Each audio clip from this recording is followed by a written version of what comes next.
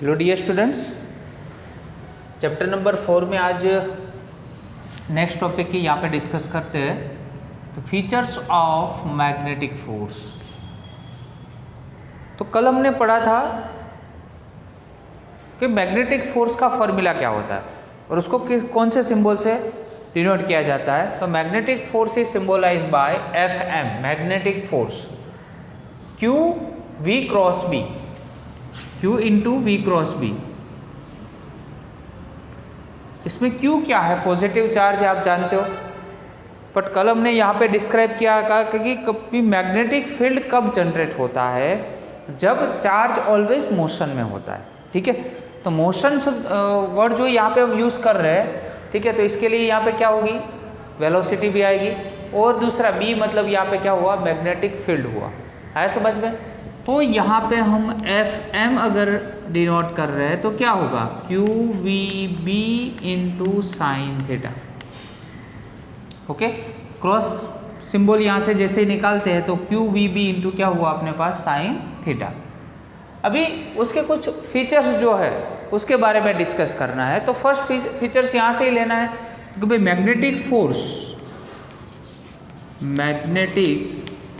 Force depends on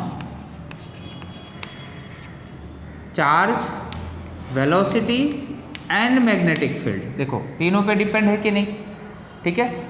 second जो यहाँ से हम इसकी प्रॉपर्टी या तो फीचर्स जो निकालेंगे उसमें देखो, अगर V और B के बीच का एंगल 0 है और पाई है तो दोनों के बीच में जो मैग्नेटिक फोर्स अप्लाई होगा उसकी वैल्यू कितनी होगी? थोड़ा प्रैक्टिकल भी आपको इम्प्लीमेंटेशन बताते हैं। Suppose this is the velocity of any charge and the second one is a magnetic field. If the angle between the magnetic field and the velocity is 0 means it is parallel to each other, तो क्या होगा? तो theta 0 होगा। तो यहाँ पे हम F m is equal to मान लो कि q v B into sine theta लेते हैं। ठीक है, तो थीटा इज इक्वल टू क्या हो जाएगा? 0। तो साइन 0 हो गया।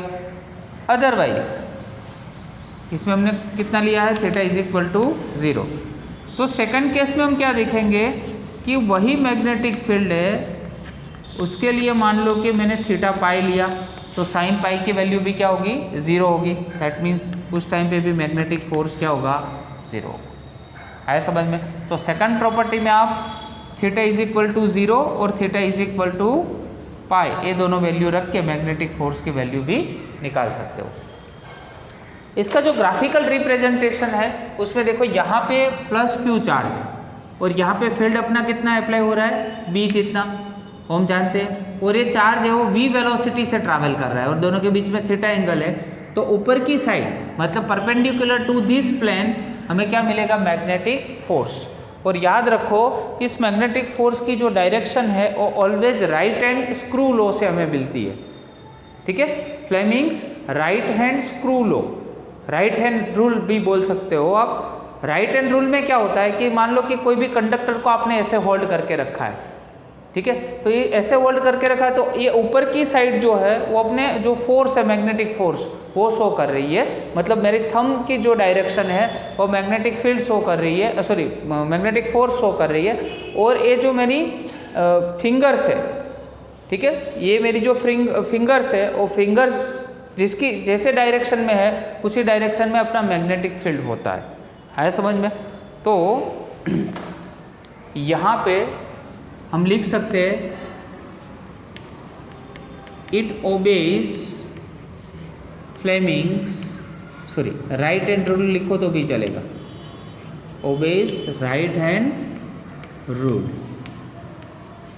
तो ये हो गई अपनी सेकंड प्रॉपर्टी का एक पार्ट। यहाँ पे दूसरा भी एक डायग्राम हमने यहाँ पे बताया आपको।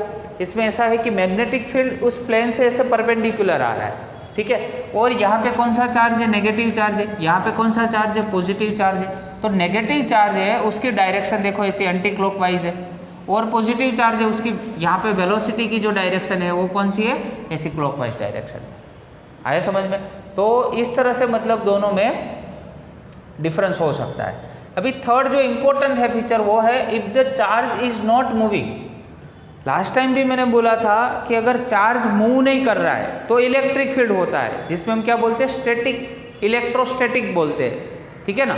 चैप्टर 2 में इलेक्ट्रिक फील्ड हमने डिफाइन किया था। बट यहाँ पे अगर चार्ज ही मूव नहीं कर रहा है दैट मीन्स V 0 हो गया, तो उसका मैग्नेटिक फील्ड भी क्या, मैग्नेटिक फोर्स भी क्या होगा, ऑलवेज 0 होगा। आया समझ में? तो when ever the charge is not moving it's magnetic force is always be 0। It is a very important features of magnetic force. Now moving by using this formula F is equal to BVL into sin theta. Sorry, BVL is not there, just because of magnetic force. Just because of magnetic force, it is Fm and QVB sin theta. So give the definition of magnetic field. So take B as a subject, Fm और divide by क्या होगा यहाँ पे QV into sine theta. What is the definition from this formula? If charge is 1 coulomb, अगर charge को आप 1 coulomb ले रहे हो एंड वेलोसिटी इज 1 मीटर पर सेकंड, मतलब यूनिट वेलोसिटी ले रहे हो, then the force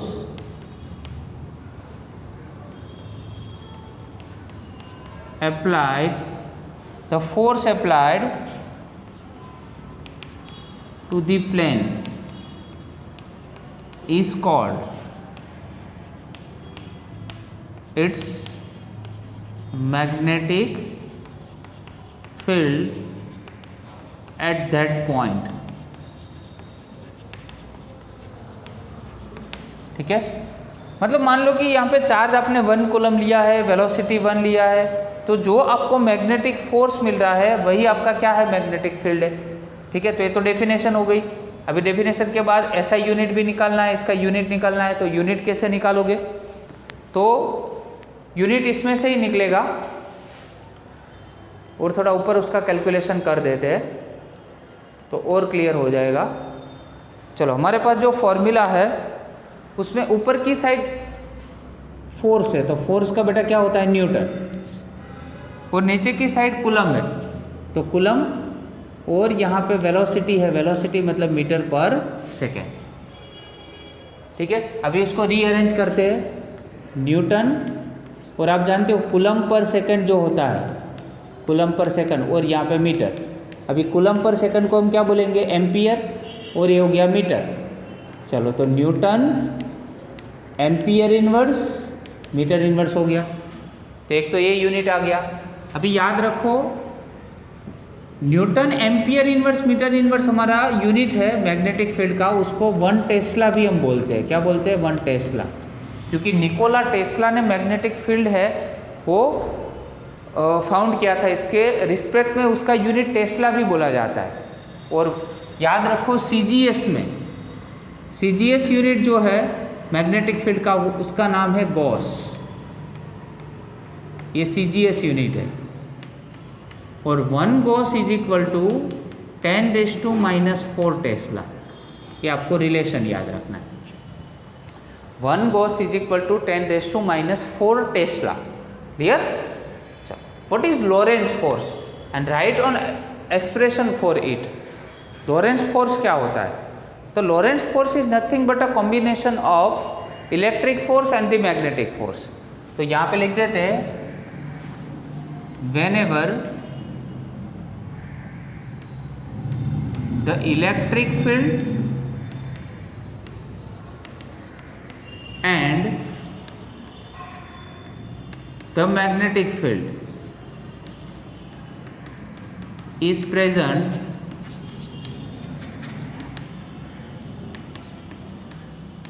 Lorentz force is generated. Okay, so L Lorentz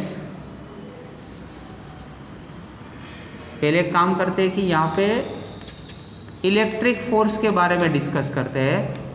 तो हम पढ़ चुके हैं फर्स्ट चैप्टर में बेटा, इलेक्ट्रिक फोर्स मतलब Fe क्या था फॉर्मूला, Q इंटू ई था।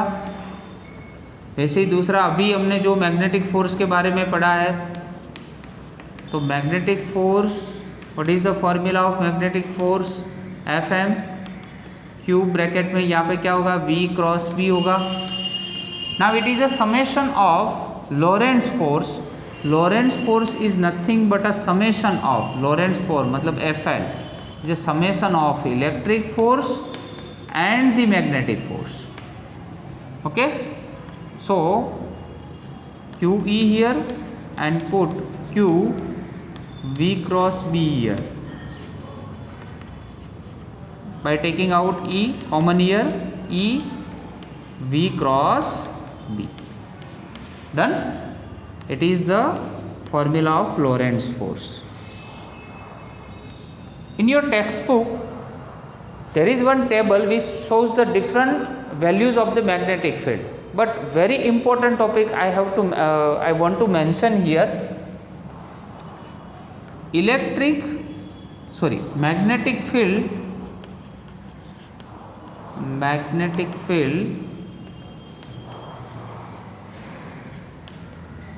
on the surface of the earth,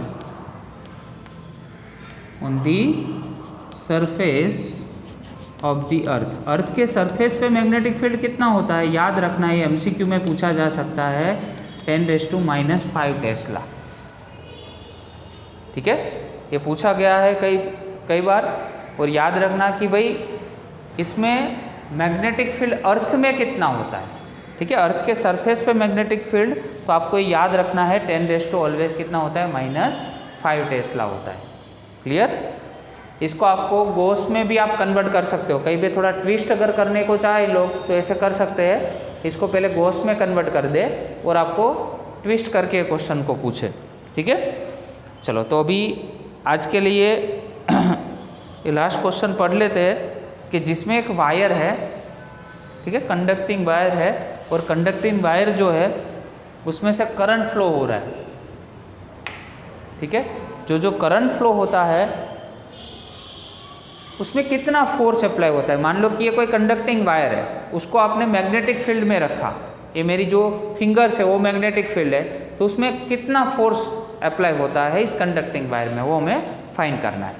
चलो तो देखते हैं। यहाँ पे ये कंडक्टिंग वायर बेटा हो गया, उसकी पूरी लेंथ कितनी है, L जितनी लेंथ है।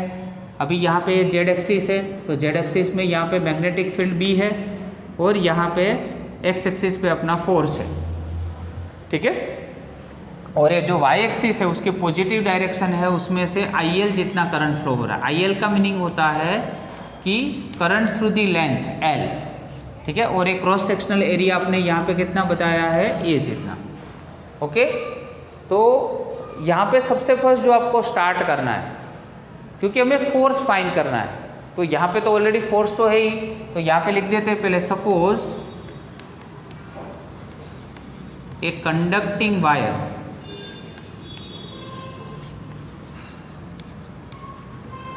is having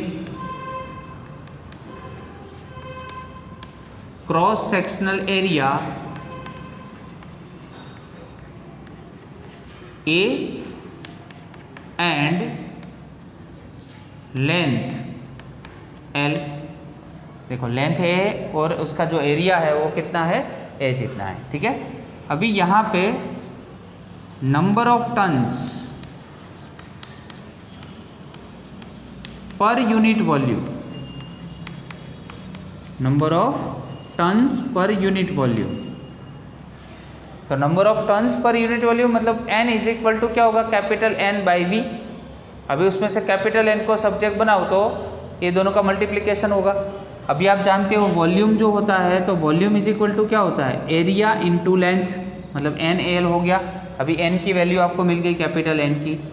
ठीक है, तो नंबर ऑफ टन्स जो है उसमें अगर टोटल फोर्स फाइंड करना है, तो जो हमें फोर्स मिलता है इलेक्ट्रॉन के ऊपर, वो अपने इलेक्ट्रिक मैग्नेटिक फोर्स है उसके ऊपर से लेते हैं, -E यहाँ पे लिखते हैं V क्रॉस B। अभी यहाँ पे माइनस ई इसलिए लिखा क्योंकि हम इलेक्ट्रॉन की बात कर रहे हैं, ठीक है ना, क्योंकि करंट कैरिंग कंडक्टर है तो उसमें ऑब्वियस इलेक्ट्रॉन होगा, फ्री इलेक्ट्रॉन्स। तो ये फ्री इलेक्ट्रॉन है, उसके ऊपर चार्ज ऑलवेज क्या होता है, माइनस ई होता है, इसलिए यहाँ पे Q की जगह पे हमने माइनस ई कंसिडर किया है। तो N इंटू एफ, अभी N की वैल्यू अपने यहाँ पे NaL हो गई, वो अपने पास है, और F की वैल्यू भी है, दोनों की वैल्यू रख दी। अभी देखो यहाँ पे जो माइनस है उसको हमने हटा दिया है। क्यों हटा दिया है? क्योंकि देखो करंट की डायरेक्शन इस साइड पे है और वेलोसिटी की डायरेक्शन मतलब ड्रिफ्ट वेलोसिटी की डायरेक्शन इस साइड पे है, तो करंट और ड्रिफ्ट वेलोसिटी की डायरेक्शन दोनों की एक दूसरे से ऑपोजिट है, तो ऑपोजिट है मतलब वहाँ पे माइनस आएगा और ये माइनस माइनस यहाँ पे क्या हो जाएगा, प्लस हो जाएगा। क्लियर? तो NA और E को बाहर निकाल दो, L को अंदर जाने दो, तो VD into L cross B बन जाएगा। ठीक है, तो NaE इंटू VD को भी यहाँ पे बाहर निकाल दो, मतलब E cross L cross B हो जाएगा वहाँ पे।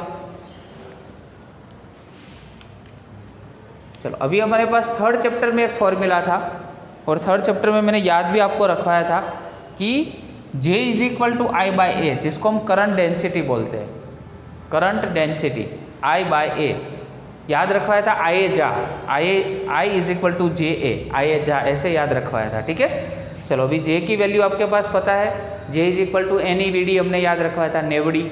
क्लियर? तो I बाई ए हो गया, इसमें से I को बेटा सब्जेक्ट बनाओ तो A फिर से सामने मल्टीप्लाई हो जाएगा, मतलब I की वैल्यू कितनी मिली, NaEVd। तो NaEVd है, वहाँ पे हम डायरेक्टली क्या लिख सकते हैं, I लिख सकते हैं, और L क्रॉस B तो ऑलरेडी था ही वहाँ पे। ठीक है, तो I एज इट इज़ रखा, भी L को हमने DL रखा, मतलब स्मॉल अमाउंट ऑफ पार्ट। अगर मान लो कि पूरा जो लेंथ L है उसमें से small amount of part consider करें तो DL small amount of part होगा, तो I इज इक्वल टू 1 से हमें कहाँ तक जाना पड़ेगा, N तक जाना पड़ेगा, और इतने स्मॉल अमाउंट ऑफ पार्ट है उसका सबका समेशन करना पड़ेगा, और समेशन के लिए ऑलवेज क्या होता है, यूज सिग्मा यूज होता है। क्लियर? तो अल्टीमेटली थ्योरी तो यहाँ पे कंप्लीट होती है, बट अल्टीमेटली आपको मैं यहाँ पे हिंट देता हूँ कि आपको कैसे याद रखना है।